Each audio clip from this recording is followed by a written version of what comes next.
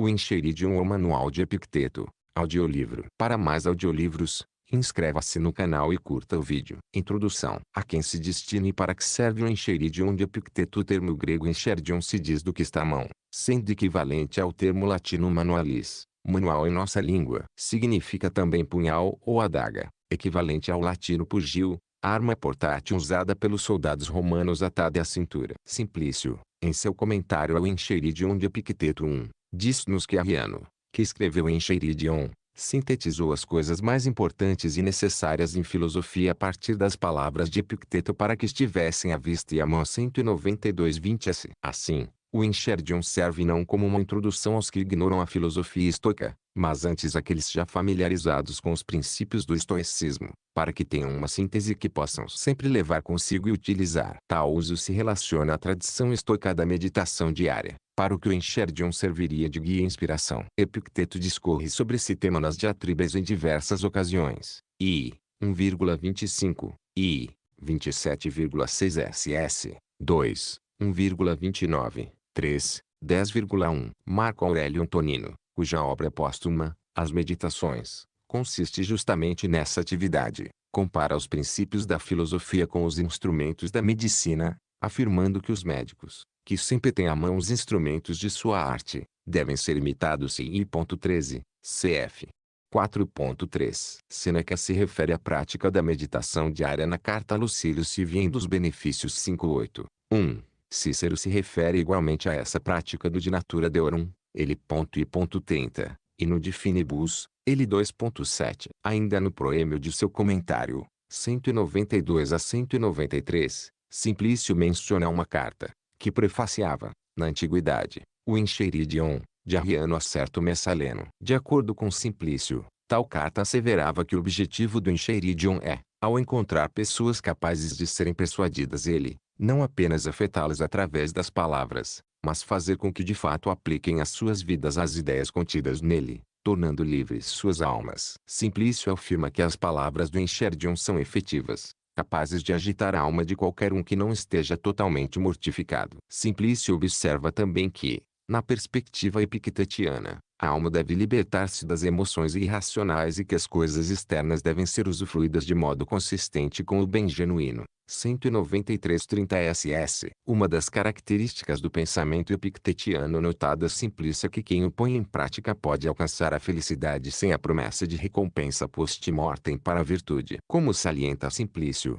mesmo supondo-se a alma mortal e destrutível junto com o corpo, ainda assim qualquer um que viva de acordo com esses preceitos será genuinamente feliz, já que terá atingido sua própria perfeição e alcançado o bem que lhe é próprio. 194. Simplício, notando que as palavras do Enchiridion são enérgicas e gnômicas, mantendo entre si certa relação e ordem lógica, objetivando a arte que retifica a vida humana e elevando a alma humana ao seu próprio valor. 194-15 ss. Observa que o Enchiridion não se remete nem ao asceta, nem ao homem teórico, que se distanciam das coisas do corpo, mas visa o homem que tem o corpo como um instrumento e que deseja ser um genuíno ser humano, almejando reconquistar a nobreza de sua ancestralidade, com a qual Deus agraciou os homens. Quanto a isso, diz-nos Simplício, alguém assim deseja ardentemente que sua alma racional viva como ela é natureza, governando o corpo e transcendendo-o, usando não como uma parte coordenada, mas como um instrumento. 195-50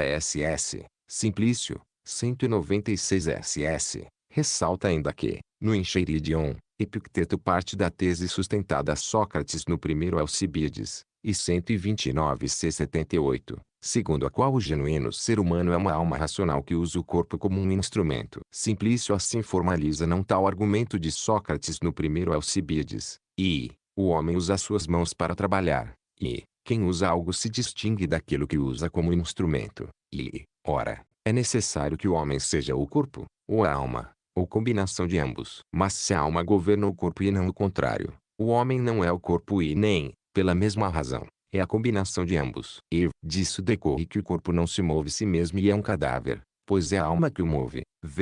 Consequentemente, o corpo tem status de instrumento em relação à alma. Sobre a divisão em capítulos do Enchiridion de Epicteto, Boter, 1999, páginas 146 a 79. Observa que há três modos básicos de dividir o texto do Enchiridion: o inaugurado pela edição de Aloander, 152.910, que divide o texto em 62 capítulos; o introduzido Wolff, 156.011, que divide o texto em 79 capítulos; e o Dupton, 174.112, que divide o texto em 52 capítulos. Este último a seguir o Schneegauser, que divide ainda o capítulo 50 em dois, perfazendo ao todo 53 capítulos. Tal é a divisão que prevalece em todas as edições subsequentes. Botter, 1999, páginas 147, mantém a divisão em números de Schneegauser, embora subdividindo 4 capítulos em dois: capítulo 5,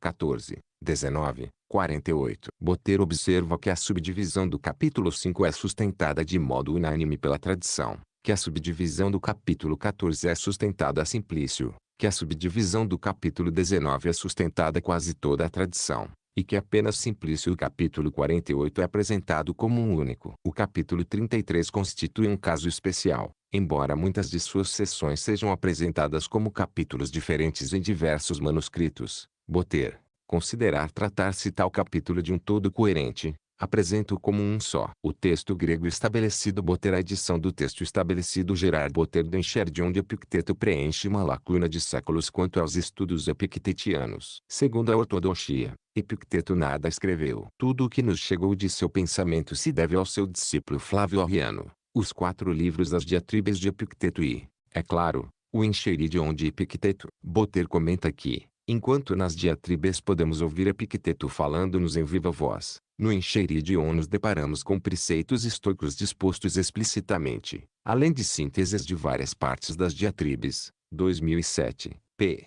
v. Botter observa que, durante o período bizantino, o Enchiridion mereceu 3 paráfrases cristãs que nos chegaram: uma de Pseudo-Nilo, outra intitulada Paraprasis Gestiana, e outra ainda, o Enchiridion Gestianum, descoberta a Michel Spanelt no Códice Vaticanus 223.113. O Enchiridion foi traduzido pela primeira vez para o latim Niccolò Perotti, 145.014, tradução seguida àquela de Angelo Puliziano, 147.915. O texto foi pela primeira vez editado em grego Aloander em 1529, seguido Hieronymus Wolff em 156 o. Edições estas que foram tomadas como parâmetro pelos estudiosos nos 2 séculos seguintes. Em 1741 Upton constituiu o novo texto, e Schneegauser publicou a primeira edição corrigida do texto grego do Enchiridion em 179.818. O próximo a trabalhar na constituição do texto do Enchiridion foi Schenkel, cuja edição de 1916 foi adotada pelos estudiosos nas décadas seguintes. Schenkel, após gigantesco trabalho de estabelecer o texto das diatribes 19, não desejou dedicar-se a fazer uma edição crítica do Enchiridion. Segundo Botter, 2007, p. v. O grande número de manuscritos, as paráfrases cristãs e o comentário de Simplício desencorajaram os estudiosos quanto a constituir tal edição crítica. Essa tarefa foi levada a cabo pelo próprio Gerard Botter em livro publicado em 1999. Botter partiu de 7 fontes principais para o estabelecimento do texto do Enchiridion. 1. Os códices que contêm o texto do Enchiridion. 2. Os códices que contêm o comentário de Simplício. 3. Os títulos contidos em alguns códices do comentário de Simplício. 4. Os títulos suplementares contidos em alguns códices do comentário de Simplício. 5. Os trechos das diatribes dos quais Arriano fez sínteses que adicionou ao Enchiridion. 6. Citações do Enchiridion feitas a autores antigos de séculos posteriores. 7. As 3 paráfrases cristãs. Segundo Botter, 2007, p. v. Há exatamente 59 códices contendo o Enchiridion, sendo que nenhum deles é anterior ao século XIV. Os códices contendo as paráfrases cristãs são bem mais antigos, alguns datam dos séculos X, Laurentianus 55,4 e Parisianus Gr. 1053, e 11.000 Enchiridi Codex Marcianus Gr. 131, o que evidencia que, durante o período bizantino, as paráfrases cristãs despertavam mais interesse que o próprio Enchiridion de Epicteto. Entre os mais antigos códices contendo o Enchiridion de Epicteto estão os seguintes: o Parisianus Paul, Gr. 1164, o Vaticanus Gr. 1950, que contém apenas os 3 primeiros capítulos, e o Oshonensis Canonicianus Gr. 23, que possui apenas fragmentos. Os códices do Enchiridion de Epicteto dividem-se em 2 famílias, uma que conta apenas com Ateniensis 373 e outra que engloba todos os demais. A primeira família é complementada pelos títulos supridos pelo Códice Vaticanus Gr.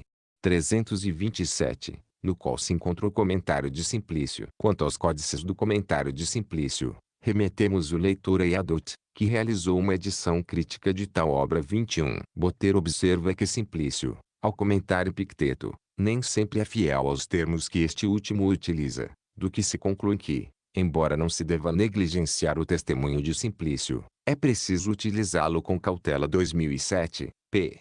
X. Quanto aos títulos presentes em alguns códices do comentário de Simplício, Boteiro informa que, originalmente, apenas o início dos capítulos era posto à frente de cada comentário. Em alguns códices, nos 2 primeiros capítulos encontra-se o texto da Parafrasis Cristiana. No terceiro, os textos do Enchiridion e da Parafrasis Cristiana se confundem, e daí em diante aparece somente o texto do Enchiridion, cuja fonte é a mesma do Códice Ateniensis 373. Além dessas fontes, temos os livros das diatribes de Epicteto, a partir das quais, como já observamos acima, Arriano confeccionou o Enchiridion. Entre os autores posteriores que são fontes para o estabelecimento do texto do Enchiridion destaca-se Estubeu, que cita Epicteto abundantemente. Há também autores patrísticos, entre os séculos II e V, que tratam do Enchiridion, como Eusébio, Ambrósio, Basílio Magno, Doroteus de Gaza, Procópio de Gaza e Cenésio. Estes últimos autores em nada contribuem para o estabelecimento do Enchiridion, exceto no que se refere ao 8º capítulo, discutido Basílio, Doroteus e Procópio. Entre os neoplatônicos, além de Simplício, são especialmente relevantes os comentários a Platão de Olimpiodoro e Proclo. Também outros autores antigos, como Luciano, Dion Crisóstomo e Antônio Magno, e autores árabes como Al-Kindi e Ibn Fatik 22, são utilizados para estabelecer o texto do Enchiridion. Temos as 3 paráfrases cristãs do Enchiridion de Epicteto. A paráfrase do Pseudo Nilo, composta em data incerta, foi atribuída a Nilo porque em alguns códices ela aparece entre as obras deste último. Cf. Códice Vaticanus Ottobonianus Gr. 25, lavrado entre 1563 e 1564. Seu texto mais antigo encontra-se no Códice Marcianus Gr. 131, lavrado no século XI. Essa paráfrase consiste, na verdade, do Enchiridion com uma série de interpolações, sobretudo nos capítulos onde Epicteto afirma teses contrárias à ortodoxia cristã, capítulos a 32. 33 e 52. O autor também substitui os exempla de Epicteto nomes cristãos, como Paulo no lugar de Sócrates no capítulo 51. Também oitoi, os deuses, é substituído o teus, o Deus, ao longo do texto. Os códices da Parafrasis Cristiana, composta algum tempo antes do ano 950, dividem-se em 2 famílias, das quais uma consiste somente do Códice Laurentianus 55.4, e a outra, dos demais. O Códice Vaticanus Gr.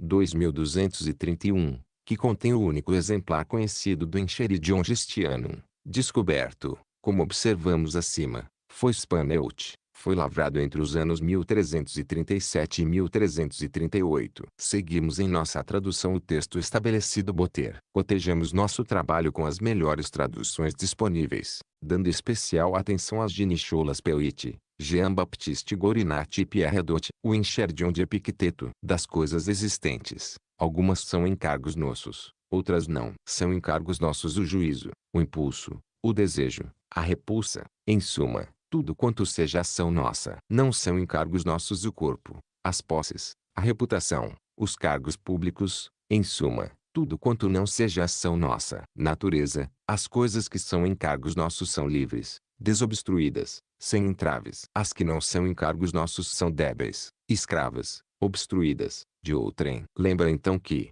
se pensares livres as coisas escravas natureza e tuas as de outrem, tu te farás entraves, tu te afligirás, tu te inquietarás, censurarás tanto os deuses como os homens. Mas se pensares teu unicamente o que é teu, e o que é de outrem, como é, de outrem, ninguém jamais te constrangerá, ninguém te fará obstáculos, Não censurarás ninguém, nem acusarás quem quer que seja, de modo algum agirás constrangido. Ninguém te causará dano, não terás inimigos, pois não serás persuadido em relação a nada nocivo. Então, almejando coisas de tamanha importância, lembra que é preciso que não te empenhes de modo comedido, mas que abandones completamente algumas coisas e, ora, deixes outras para depois. Mas se quiseres aquelas coisas e também ter cargos e ser rico, talvez não obtenhas estas duas últimas, também buscar as primeiras, e absolutamente não atingirás aquelas coisas meio das quais unicamente resultam a liberdade e a felicidade. Então pratica dizer prontamente a toda representação bruta,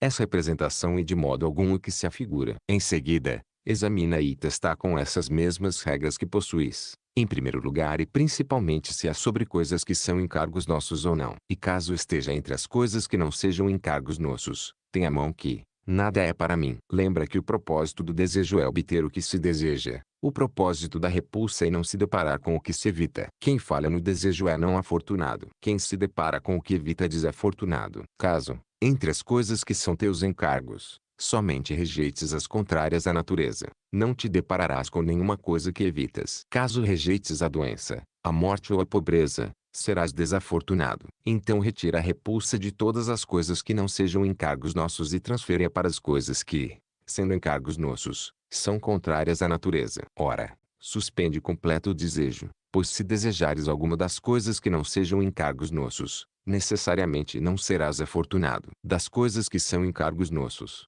todas quantas seria belo desejar, nenhuma está ao teu alcance ainda. Assim, faz uso somente do impulso e do refreamento, sem excesso, com reserva e sem constrangimento. Sobre cada uma das coisas que seduzem, tanto as que se prestam a uso quanto as que são amadas, lembra de dizer de que qualidade ela é, começando a partir das menores coisas. Caso ames um vaso de argila, que eu amo um vaso de argila, pois se ele se quebrar, não te inquietarás. Quando beijar externamente teu filho ou tua mulher, que beijes um ser humano, pois se morrerem, não te inquietarás. Quando estiveres prestes a empreender alguma ação, recorda-te de que qualidade ela é. Se fores aos banhos, considera o que acontece na sala de banho. Pessoas que espirram água, empurram, insultam, roubam. Empreenderás a ação com mais segurança. Se assim disseres prontamente, quero banhar-me e manter a minha escolha segundo a natureza. E do mesmo modo para cada ação. Pois se houver algum entrave ao banho, terás a mão que eu não queria unicamente banhar-me, mas também manter minha escolha segundo a natureza, e não a manterei se me irritar com os acontecimentos. As coisas não inquietam os homens,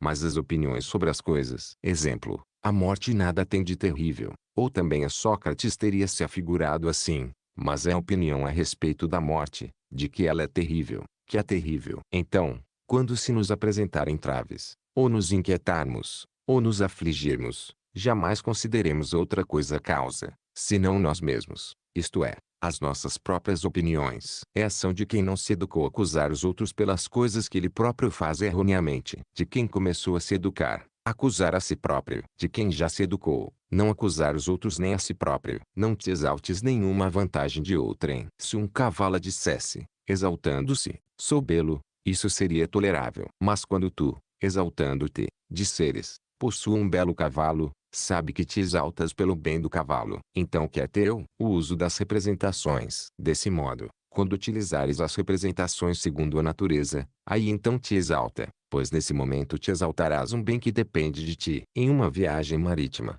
se saíres para fazer provisão de água quando o navio estiver ancorado, poderás também pegar uma conchinha e um peixinho pelo caminho. Mas é preciso que mantenhas o pensamento fixo sobre o navio, voltando-te continuamente. Que jamais o piloto te chame. E se te chamar, abandona tudo para que não sejas lançado ao navio amarrado como as ovelhas. Assim também é na vida. Não será um obstáculo se ela te der, ao invés de uma conchinha e um peixinho, uma mulherzinha e um filhinho. Mas se o capitão te chamar, corre para o navio, abandonando tudo, sem te voltares para trás. E se fores velho, nunca te afastes muito do navio, para que, um dia, quando o piloto te chamar, não fiques para trás. Não busques que os acontecimentos aconteçam como queres, mas queire que aconteçam como acontecem, e tua vida terá um curso sereno. A doença é entrave para o corpo, mas não para a escolha, se ela não quiser. Claudicar é entrave para as pernas, mas não para escolha. Diz isso para cada uma das coisas que sucedem contigo,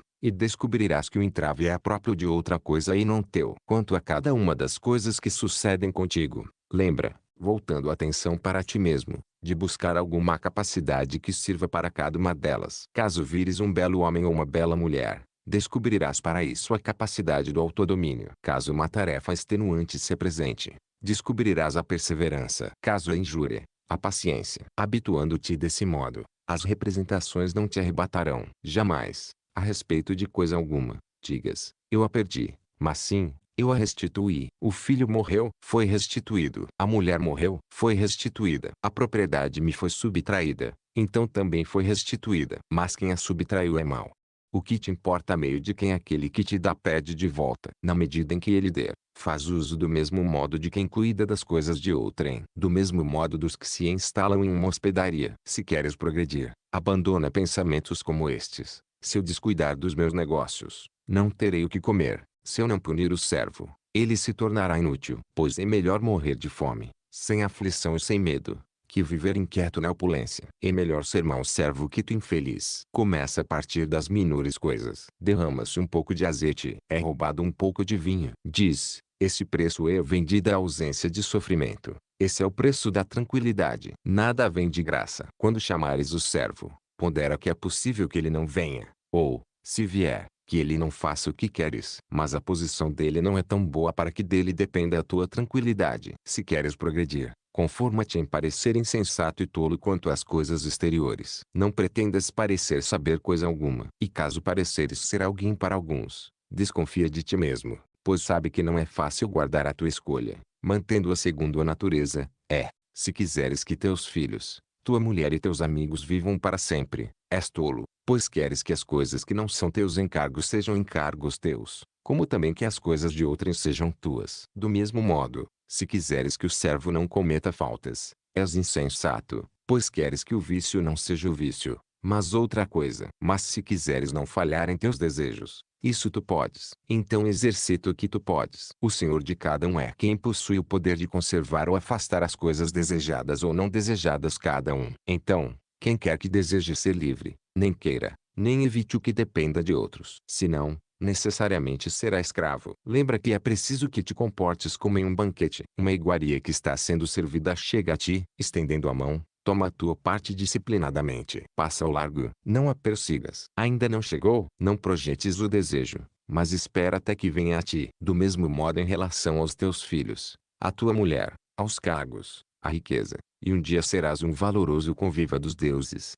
Se não tomares as coisas mesmo quando sejam colocadas diante de ti, mas as desdenhares, nesse momento não somente serás um conviva dos deuses, mas governarás com eles. Dessa maneira, Diógenes, Heráclito e seus semelhantes foram, mérito, divinos, e assim foram chamados. Quando vires alguém aflito, chorando pela ausência do filho ou pela perda de suas coisas, toma cuidado para que a representação de que ele esteja envolto em males externos não te arrebate, mas tem prontamente a mão que não é o acontecimento que o oprime, pois este não oprime o outro, mas sim a opinião sobre. No entanto, não hesites em solidarizar-te com ele com tuas palavras e, caso caiba, em lamentar-te junto. Mas toma cuidado para também não gemeres dentro. Lembra que és um ator de uma peça teatral, tal como o quer o autor. Se ele a quiser breve, breve será. Se ele a quiser longa, longa será. Se ele quiser que interpretes o papel de mendigo, é para que interpretes esse papel com talento. Pois isto é teu, interpretar belamente o papel que te é dado, mas escolhê-lo, cabe ao outro. Quando um corvo crocitar maus auspícios, que a representação não te arrebate, mas prontamente efetua a distinção e diz, isso nada significa para mim, mas ou é o meu pequenino corpo, ou as minhas pequeninas coisas, ou a minha reputaçãozinha, ou aos meus filhos, ou a minha mulher. Se eu quiser, todas as coisas significam bons auspícios para mim. Pois se alguma dessas coisas ocorrer, beneficiar-me delas depende de mim. Pode ser invencível se não te engajares em lutas nas quais vencer não depende de ti. Ao veres alguém preferido em honras, ou muito poderoso, ou mais estimado, presta atenção para que jamais creias, arrebatado pela representação, que ele seja feliz. Pois se a ciência do bem está nas coisas que são encargos nossos, não haverá espaço nem para inveja, nem para o ciúme. Tu mesmo não irás querer ser nem general, nem pritane ou cônsul, mas homem livre. E o único caminho para isso é desprezar o que não é encargo nosso. Lembra que não é insolente quem ofende ou agride, mas sim a opinião segundo a qual ele é insolente. Então, quando alguém te provocar, sabe que é o teu juízo que te provocou. Portanto, em primeiro lugar, tenta não ser arrebatado pela representação. Uma vez que ganhares tempo e prazo, mais facilmente serás senhor de ti mesmo. Que estejam diante dos teus olhos, a cada dia, a morte, o exílio e todas as coisas que se afiguram terríveis, sobretudo a morte. Assim, jamais ponderarás coisas abjetas, nem aspirarás a coisa alguma excessivamente. Se aspiras à filosofia, prepara-te, a partir de agora, para quando te ridicularizarem, para quando rirem de ti, para quando indagarem. Subitamente ele nos volta filósofo. E de onde vem essa gravidade no olhar? Não adquiras tal gravidade no olhar, mas, como quem é designado a esse posto pela divindade, agarra-te às coisas que se afiguram as melhores para ti. Lembra que, se te prenderes essas mesmas coisas, os que primeiro rirem de ti depois te admirarão. Mas se te deixares vencer eles, receberás as risadas em dobro. Se alguma vez te voltares para as coisas exteriores desejares agradar alguém, sabe que perdeste o rumo. Basta que sejas filósofo em todas as circunstâncias. Mas se desejares também parecer, exibe-te para ti mesmo, será o suficiente. Que estes raciocínios não te oprimam. Viverei sem ser honrado e ninguém serei em parte alguma. Pois se a falta de honra é um mal, como é traço, não se pode ficar em mau estado causa de outro, não mais do que em situação vergonhosa. É ação tu obter um cargo público ou ser convidado para um banquete? De modo algum. Como então? Como também não serás ninguém se é preciso que sejas alguém unicamente em relação às coisas sob teu encargo, coisas nas quais podes ser do mais alto valor. Mas teus amigos ficarão desamparados. Desamparados. Dizes isso em relação a que não terão de ti uns trocados,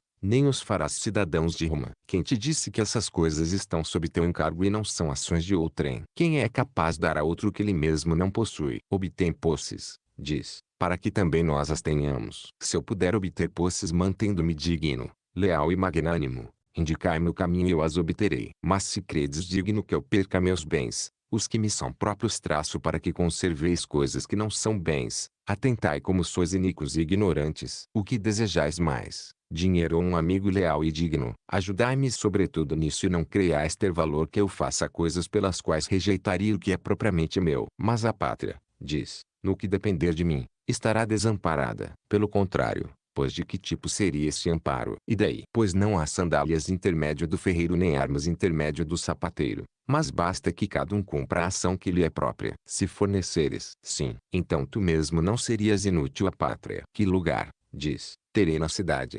O que te for possível, mantendo-te, ao mesmo tempo, leal e digno. Mas se, desejando beneficiar a cidade, rejeitares essas qualidades, que benefício serias para, se alguém receber maiores honras do que tu em um banquete, em uma saudação ou ao ser acolhido no conselho, e se essas coisas forem um bem, é preciso alegrar-te eles ter obtido. Mas se forem males, não sofras porque não as obtiveste. Lembra que não podes, se não agires para obter coisas que não são encargos nossos, merecer uma parte igual. Pois como quem não vai periodicamente à porta de alguém pode obter o mesmo que quem vai. Quem acompanha, o mesmo que quem não acompanha. Quem elogia, o mesmo que quem não elogia. Serias injusto e insaciável se, não pagando o preço pelo qual aquelas coisas são vendidas, desejasses obtê-las gratuitamente. Quanto é vendido uma alface? Que custe um óbolo? Então quem dispensa o óbolo toma a alface, e tu, que não o dispensaste, não a tomas. Não pensas ter menos do que quem a tomou, pois do mesmo modo que ele possui a alface,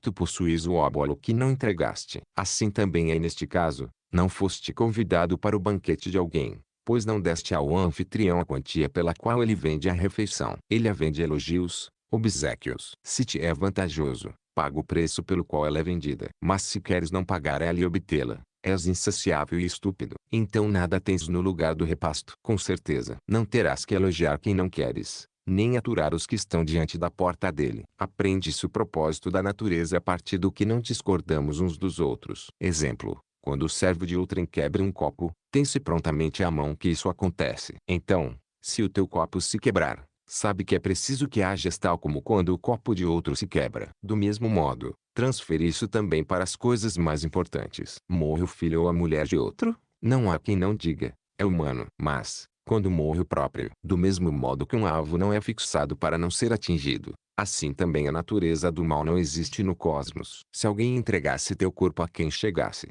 tu te irritarias. E que entregas teu pensamento a quem quer que apareça, para que, se ele te insultar, teu pensamento sem que te se confunda. Não te envergonhas isso? A respeito de cada ação, examina o que a antecede e o que a sucede e então a empreende. Se não, primeiro te entusiasmarás e, não teres ponderado sobre as consequências, depois, quando estas se mostrarem vergonhosas, desistirás. Queres vencer os Jogos Olímpicos? Também eu, pelos deuses, pois é uma coisa bela. Mas examina o que antecede e o que segue. É preciso ser disciplinado, submeter-se a regime alimentar, abster-se de guloseimas, exercitar-se obrigatoriamente na hora determinada, tanto no calor como no frio, não beber água gelada nem vinho, mesmo que ocasionalmente. Em suma, depois, às vezes, tanto ser fustigado quanto, depois de tudo isso, ser vencido. Tendo examinado essas coisas, caso ainda queiras, torna-te atleta. Se não, do mesmo modo que as crianças se comportam, ora elas brincam de lutador, ora de gladiador, ora tocam trombetas, depois encenam uma tragédia. Também tu serás ora atleta, ora gladiador, depois orador, em seguida filósofo, mas nada com tua alma toda. Como um macaco, imitarás tudo o que vires. Uma coisa após a outra te agradará, pois nada empreenderás após exame e investigação, mas ao acaso e sem ardor. Alguns, ao contemplarem e ouvirem um filósofo, um desses que falam bem como Sócrates, e, de fato, quem é capaz de falar como ele? Querem também eles próprios ser filósofos. Homem, examina primeiro de que qualidade é a coisa, depois observa a tua própria natureza para saber se a podes suportar. Desejas ser pentatleta ou lutador? Olha teus braços e coxas. Observa teus flancos, pois cada um nasceu para uma coisa. Crês que é preciso que faças vigílias, que suportes fadigas, que te afastes da tua família, que sejas desprezado pelos servos, que todos riam de ti, que tenhas a menor parte em tudo, nas honras, nos cargos públicos, nos tribunais, em todo tipo de assunto de pequena monta. Examina essas coisas se queres receber em troca delas a ausência de sofrimento, a liberdade e a tranquilidade. Caso contrário, não te envolvas. Não sejas, como as crianças, agora filósofo, depois cobrador de impostos, em seguida orador, depois procurador de César. Essas coisas não combinam. É preciso que sejas um homem, bom ou mau. É preciso que cultives a tua própria faculdade diretriz ou as coisas exteriores. É preciso que assumas uma arte acerca das coisas interiores ou acerca das exteriores. Isto é, que assumas o posto de filósofo ou de homem comum. As ações convenientes são, em geral, medidas pelas relações. É teu pai? Isso implica que cuides dele, que cedas em tudo, que o toleres quando te insulta, quando te bate. Mas ele é um mau pai? De modo algum. Pela natureza, estás unido a um bom pai, mas a um pai. Irmão é injusto. Mantém o teu próprio posto em relação a ele. Não examines o que ele faz, mas o que te é dado fazer, e a tua escolha estará segundo a natureza. Pois se não quiseres, outro não te causará dano, mas sofrerás dano quando supuseres ter sofrido dano. Deste modo então descobrirás as ações convenientes para com o vizinho, para com o cidadão, para com o general, se te habituares a considerar as relações. Quanto à piedade em relação aos deuses, sabe que o mais importante é o seguinte: que possuas juízos corretos sobre eles, que eles existem e governam todas as coisas de modo belo e justo, e que te disponhas a obedecê-los e aceitar todos os acontecimentos,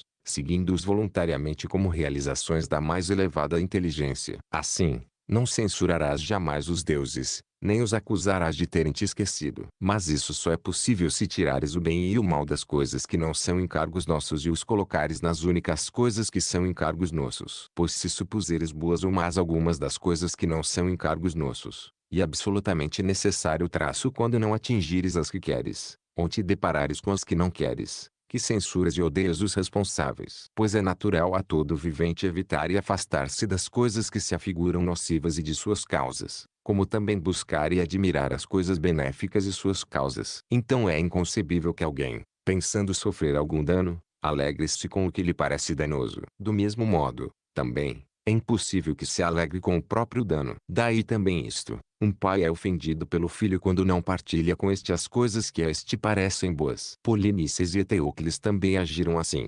acreditarem que a tirania fosse um bem. Em razão disso, o camponês insulta os deuses, bem como o marinheiro, o comerciante, os que perdem as mulheres e os filhos. Pois aí onde está o interesse, aí também está a piedade. Quem cuida do desejo e da repulsa como se deve cuida também, do mesmo modo, da piedade. Convém fazer libações, sacrifícios e oferecer primícias, segundo os costumes ancestrais de cada um, mas de modo puro, não de modo indolente, nem descuidado, nem mesquinho, nem acima da própria capacidade. Quando recorreres à divinação, lembra que não sabes o que está a vir, mas vais ao adivinho para seres informado sobre isso. Vais sabendo, já que és filósofo, qual é a qualidade do que está a vir, se for algo que não seja encargo nosso, e absolutamente necessário que não seja nenhum bem, nenhum mal. Então não leves ao adivinho desejo ou repulsa, senão te apresentarás tremendo diante dele. Mas, discernindo que tudo o que vier é indiferente, e nada, seja o que for, se refere a ti, pois poderás fazer bom uso. Além disso, quando algo te for aconselhado, lembra quais conselheiros tu acolhes e quais, desobedecendo, recusarás ouvir. Consulta o oráculo do mesmo modo que Sócrates julgava ter valor, para os casos nos quais o exame como um todo se refere às consequências, e os pontos de partida para conhecer o assunto não são dados nem pela razão, nem alguma outra arte. Assim, quando precisares compartilhar um perigo com o amigo ou com a pátria, não consultes o oráculo se deves compartilhar o perigo. Pois se o adivinho anunciar maus presságios, é evidente que isso significa ou a morte, ou a perda de alguma parte do corpo, ou o exílio. Mas a razão te impele, mesmo nessas situações, a ficar ao lado do amigo ou da pátria e expor-te ao perigo. Portanto, dá atenção ao maior dos adivinhos, Apolo Pítico, que expulsou do templo o homem que não socorreu o amigo que estava sendo assassinado. Fixa, a partir de agora, um caráter e um padrão para ti próprio, que guardarás quando estiveres sozinho, ou quando te encontrares com outros. Na maior parte do tempo, fica em silêncio, ou, com poucas palavras, fala o que é necessário. Raramente, quando a ocasião pedir, fala algo, mas não sobre coisa ordinária, nada sobre lutas de gladiadores, corridas de cavalos, nem sobre atletas, nem sobre comidas ou bebidas assuntos falados toda parte. Sobretudo não fales sobre os homens, recriminando-os, ou elogiando-os, ou comparando-os. Então, se fores capaz, conduz a tua conversa e a dos que estão contigo para o que é conveniente. Se te encontrares isolado em meio a estranhos, guarda silêncio. Não rias muito, nem sobre muitas coisas, nem de modo descontrolado. Recusa-te a fazer juramentos, se possível completo, se não, na medida do possível. Põe de lado os banquetes de estranhos e de homens comuns, mas se um dia surgir uma ocasião propícia, mantém-te atento e jamais caias na vulgaridade. Pois sabe que, quando o companheiro for impuro, quem convive com ele necessariamente se torna impuro.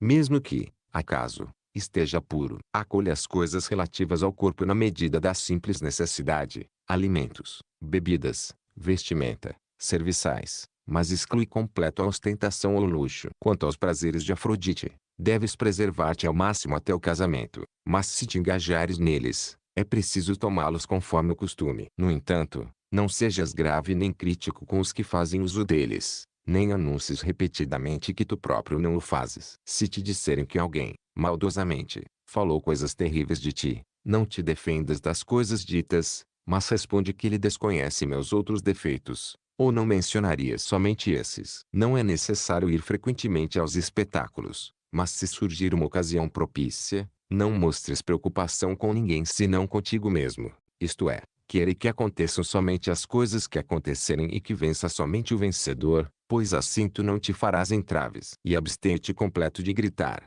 rir de alguém ou comover-te. Uma vez tendo saído do espetáculo, não fales muito sobre o que lá se passou, na medida em que não leva a tua correção, pois, a partir de tal, será evidente que admiraste o espetáculo. Nem ao acaso, nem prontamente vás às palestras dos outros, mas se fores, guarda. Quando fores te encontrar com alguém, sobretudo algum entre os que parecem proeminentes, indaga a ti mesmo o que Sócrates ou Zenão fariam em tais circunstâncias, e não te faltarão meios para agir convenientemente. Quando fores encontrar alguém do grupo dos muito poderosos, considera. E se ainda assim for conveniente ir, vai. Mas suporta os acontecimentos e jamais digas a ti mesmo, isso não vale tanto. Pois orientar-se pelas coisas exteriores é próprio do homem comum. Nas conversas, desiste de lembrar, frequente desmedidamente, as tuas ações e aventuras perigosas, pois não é prazeroso para os outros ouvir as coisas que te aconteceram quanto te lembrá-las. Desiste também de provocar risadas, pois tal atitude resvala na vulgaridade, como também pode fazer com que os teus próximos percam o respeito te. Encetar conversas vergonhosas é perigoso. Quando isso ocorrer, se a ocasião for propícia, repreende quem se comporta assim. Se, quando apreenderes a representação de algum prazer, ou de alguma outra coisa, guarda-te, não sejas arrebatado ela. Que o assunto te espere. Concede um tempo para ti mesmo. Lembra então destes dois momentos. Um, no qual desfrutarás o prazer, e outro posterior, no qual, tendo desfrutado, tu te arrependerás e criticarás a ti mesmo. Compara então com esses dois momentos o quanto, abstendo-te, em, caso a ocasião propícia para empreender ação se apresente, toma cuidado que não te vençam sua doçura e sua sedução. Compare isso ao quão melhor será para ti teres a ciência da obtenção da vitória. Quando discernires que deves fazer alguma coisa, faz. Jamais evites ser visto fazendo-a, mesmo que a maioria suponha algo diferente sobre. Pois se não fores agir corretamente, evita a própria ação. Mas se, assim como é dia e a noite possuem pleno valor quando em uma proposição disjuntiva, mas não em uma conjuntiva, assim também tomar a maior parte. Quando então comeres com alguém, lembra de não veres somente o valor para o corpo dos pratos postos à tua frente, mas que também é preciso que guardes o respeito para com o anfitrião. Se aceitares um papel além de tua capacidade, tanto perderás a compostura quanto deixarás de lado aquele que é possível que bem desempenhes. Do mesmo modo que, ao caminhares, tomas cuidado para que não pises em um prego ou não torças o pé. Assim também toma cuidado para que não causes dano à tua faculdade diretriz. Se guardarmos atentamente essa regra, nós empreenderemos cada ação com mais segurança. O corpo é a medida das posses de cada um, como o pé é da sandália. Se te fixares nisso, guardarás a medida. Mas se fores além, necessariamente cairás no abismo. E assim, igualmente, a respeito da sandália. Se fores muito além do pé, ela torna-se dourada, em seguida púrpura, depois bordada, pois, uma vez ultrapassada a medida, não há mais limite algum. As mulheres, logo após os seus 14 anos, são chamadas de senhoras pelos homens. Vendo assim que nenhuma outra coisa lhes cabe, exceto se deitarem com eles, começam a se embelezar, e nisso depositam todas as esperanças. É importante então que cuidemos para que percebam que nenhuma outra coisa são honradas, se não se apresentarem disciplinadas e dignas. É sinal de incapacidade ocupar-se com as coisas do corpo, tal como exercitar-se muito, comer muito, beber muito, evacuar muito, copular muito. É preciso fazer essas coisas como algo secundário, que a atenção seja toda para o pensamento. Quando alguém te tratar mal ou falar mal de ti, lembra que ele o faz ou fala pensado que isso lhe é conveniente. Não lhe é possível, então, seguir o que se te afigura, mas o que se lhe afigura, de modo que, se equivocadamente se lhe afigura, aquele que sofre o dano é quem está enganado. Com efeito, se alguém supuser falsa uma proposição conjuntiva verdadeira, não é a proposição conjuntiva que sofre o dano, mas quem se engana. Agindo de acordo com isso,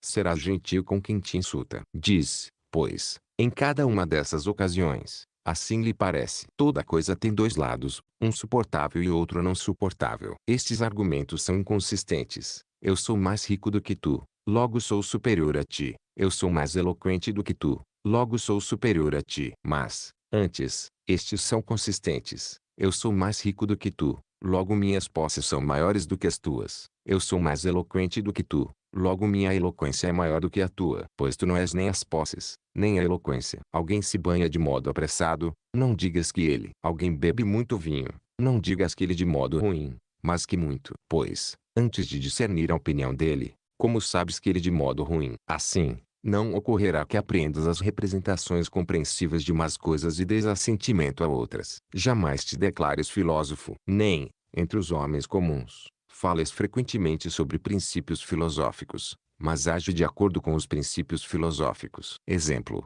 em um banquete, não discorras sobre como se deve comer, mas come como se deve. Lembra que Sócrates, em toda parte, punha de lado as demonstrações, de tal modo que os outros o procuravam quando desejavam ser apresentados aos filósofos e ele os levava. E dessa maneira, sendo desdenhado, ele ia. Com efeito, caso, em meio a homens comuns, uma discussão sobre algum princípio filosófico sobrevenha, silencia ao máximo, pois o perigo de vomitar imediatamente o que não digeriste é grande. E quando alguém te falar que nada sabes e não te morderes, sabe então que começaste a ação. Do mesmo modo que as ovelhas não mostram o quanto comeram, trazendo a forragem ao pastor, mas, tendo digerido internamente o pasto, produzem lã e leite, Também tu não mostres os princípios filosóficos aos homens comuns, mas, após tê-los digerido, as ações. Quanto ao corpo, quando te veres te adaptado à frugalidade, não te gabes disso, nem digas, em toda ocasião, se beberes água,